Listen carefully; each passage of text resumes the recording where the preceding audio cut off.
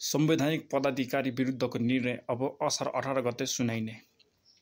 मुद्दा तत्कालीन प्रधानमन्त्री केपी शर्मा ओली नेतृत्वको सरकारले संवैधानिक परिषदको बैठक मार्फत गरेको नियुक्तिसँग जोडिएको हो। नेकपा एमाले माओवादी केन्द्र एकीकरणपछि बनेको नेपाल कम्युनिस्ट पार्टी नेकपा भित्रको विवाद उत्कर्षमा पुग्दा परिषदको कामकाज समेत प्रभावित भएको थियो।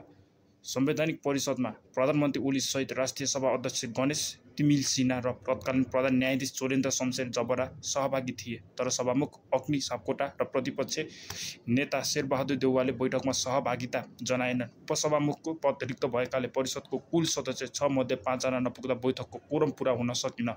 यही परिस्थिति तार्न प्रधानमन्त्री ओलीले संवैधानिक परिषद सम्बन्धी अध्यादेशलाई 3 सदस्यको उपस्थितिमा बैठक बस्न सक्ने व्यवस्था गरे। त्यसैको आधारमा मङ्सिर 30-77 मा बसेको परिषद बैठकले 38 जनालाई विभिन्न संवैधानिक निकायमा सिफारिस गर्यो, जसमा 32 जनाको नियुक्ति भयो। 77 माघ 5 गते प्रधानमन्त्री ओलीले संसद विघटन गरेपछि ती नियुक्तिहरू बिना संसदीय सुनवाई गरे। 78 जेठ 7 गते दोस्रो पटक संसद विघटन भएपछि थप 20 जना संवैधानिक पदाधिकारी नियुक्ति गरिए, जसमा पनि संसदीय सुनवाई गरिएको थिएन। यसरी कुल 52 जनाको नियुक्तिलाई लिएर सर्वोच्च अदालतमा 15 वटा रिट दर्ता गरिएका थिए।